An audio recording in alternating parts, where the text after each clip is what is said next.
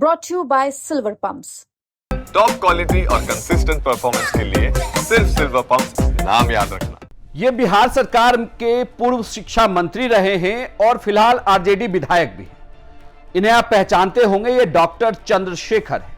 लेकिन एक बार फिर से इन्होंने एक विवादित बयान दिया है। इस बार ये बयान केंद्र में मंत्री जीतन राम मांझी को लेकर इन्होंने दिया है।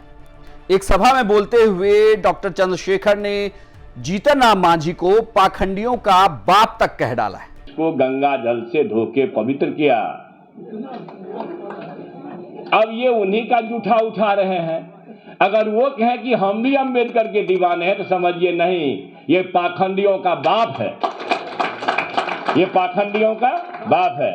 विनोद भाई, आपके मुख्यमंत्री को आज भी धो रहा है, आप कहां बैठे हो? इसलिए ये कहा जाता है कि जो कौम अपने पुरखों के अपमान का इतिहास न जानता है वो अपने पुरखों के अपमान का बदला नहीं ले सकता है। इसलिए ये काम है हम अपने बच्चों को समझाएं कि तुम्हारा पुरखा आज भी अपमानित है। 10 वर्ष पहले की बात है ना। चंद्रशेखर जब जीतन राम मांझी पर यह आरोप लगा रहे थे तो उनके हाथ में एक तस्वीर भी थी जिसमें जीतन राम मांझी दिख रहे थे।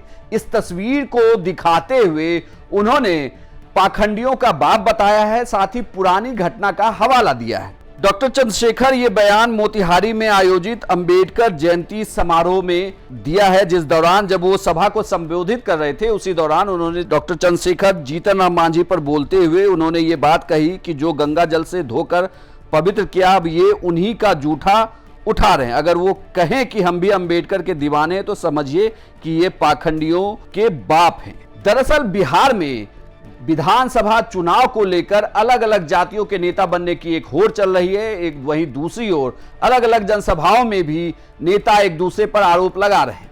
चंद्रशेखर ने जो जीतन राम मांझी को लेकर शब्दों का प्रयोग किया है उसके बाद बीजेपी उन पर हमलावर है। कौन किसका जूठा पत्तल उठाते हैं यह बिहार की जनता अच्छी तरह जानती है।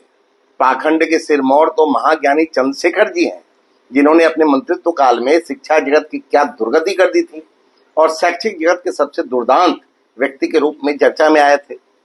मोतिहारी में भारतीय संविधान के निर्माता बाबा साहेब भीमराव अंबेडकर की जयंती समारोह में पूर्व मंत्री डॉक्टर शमीम अहमद और चंद्रशेखर के कथन से बाबा साहेब की आत्मा को गहरी ठेस लगी होगी।